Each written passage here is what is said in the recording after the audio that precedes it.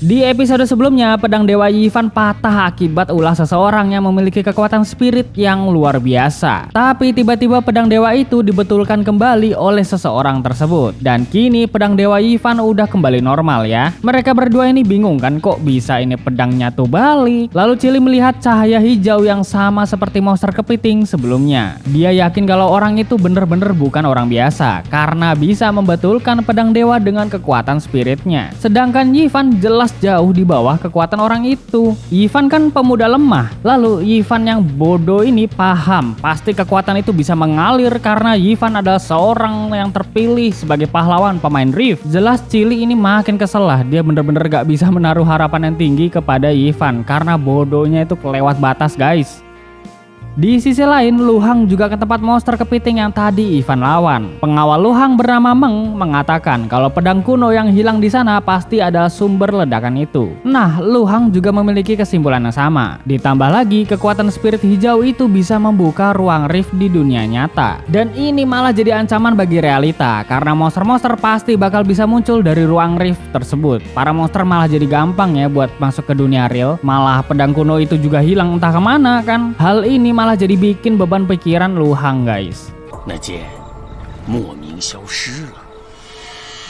Keesokan harinya, Lu Hang sedang dalam perjalanan untuk pindah ke tempat yang dekat dengan Yifan. Dia sengaja pindah karena emang Lu Hang ini tertarik sama Yifan ya. Nah, Lu Hang juga sempat melihat misi atau quest yang diselesaikan oleh peri cantik misterius. Kemudian Lu Hang ini baca-baca percakapan dari aplikasi Rift ya. Orang-orang di sana mengatakan kalau peri cantik itu sama sekali gak pernah bekerja sama dengan orang lain. Dia solo terus, bahkan keberadaannya itu bener-bener misterius. Entah kayak gimana orangnya, karena emang peri cantik itu pendiam guys. Malah kemarin itu peri cantik barengan sama Yifan buat nyelesain quest di daerah penggalian tempat kuno. Jelas orang-orang tuh mikirnya kalau peri cantik ini udah jadi backingannya si Yifan. Lalu sampailah Hang di tempat Yifan tinggal. Oh, ternyata nih kos-kosannya ada di tempat yang mirip-mirip apartemen guys. Berarti kos-kosannya itu tingkat menengah ya, bukan apartemen yang mahal itu. Lu Hang pun segera masuk ke kamarnya yang ternyata sangat-sangat luas guys. Meng juga udah memindahkan barang-barang ke sini. Jadi Lu Hang tuh nggak perlu khawatir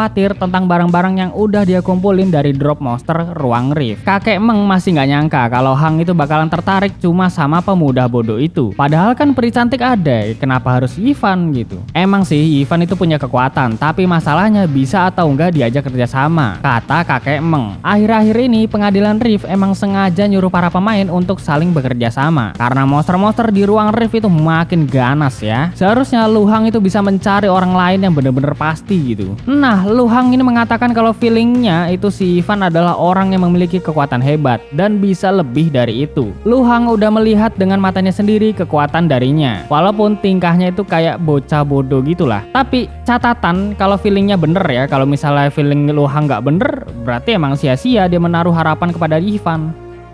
Tak lama kemudian datanglah Yifan ke tempat kosannya Lu Hang. Dia tahu kalau Lu Hang adalah orang yang sebelumnya di ruang Rift dari perawakannya guys. Yifan membawakan pot tanaman yang baunya buset. Ternyata tiap hari Chili pupnya di situ. Malah Yifan juga nggak tahu kan kalau Chili pupnya di situ. Wah udah dah. Niatnya sih baik buat nyambut tetangga baru. Tapi ya potnya itu baunya buset. Ya Allah. Kakek Meng pun langsung menerimanya dan Lu Hang berterima kasih atas pemberian pot itu. Nah di sini tuh gak pakai basa-basi ya, Yifan tuh langsung room tour sendiri anjir, SKSD sumpah. Padahal kenal juga baru-baru ini gitu kan. Dan Lu Hang ini agak-agak risih emang ya, tapi ya mau gimana lagi, dia kan emang tertarik sama kekuatannya Yifan gitu.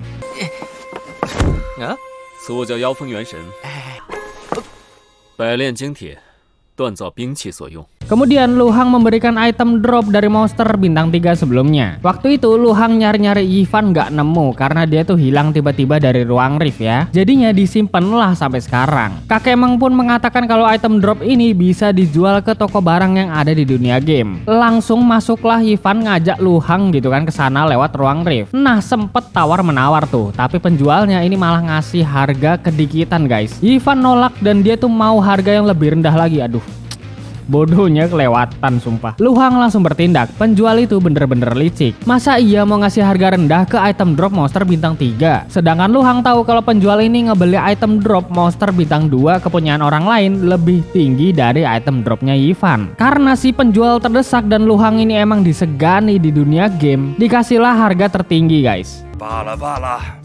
1000斤，不能再多了。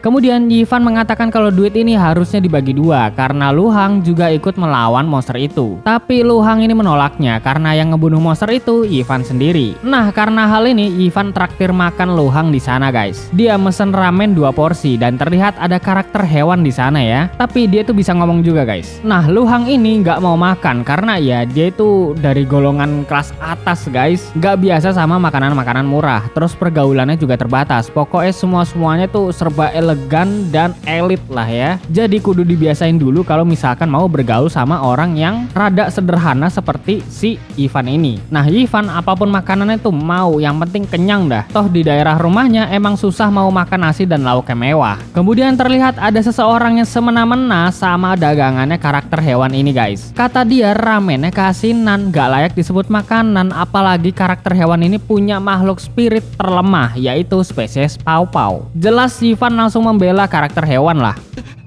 道歉，郑重的给他们道歉。不要，对不起，对不起，对不起，对不起，对不起。众生平等，无论是妖兽还是流浪泡泡，都有自己的尊严。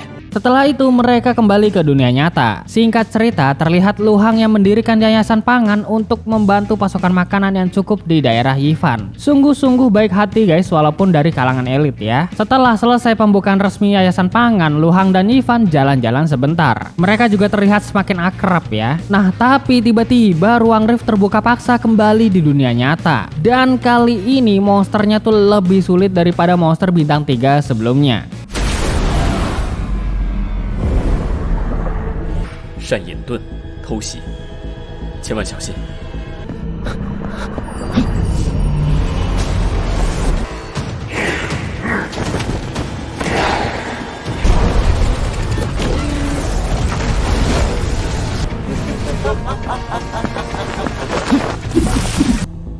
四星妖凤，邪灵。 Episode 3 pun selesai. Aduh, ini lagi seru-serunya mau gelut padahal kan udah dipotong sama yang di sono gitu. Aduh, ya wes lah ya, tunggu episode 4 aja teman-teman.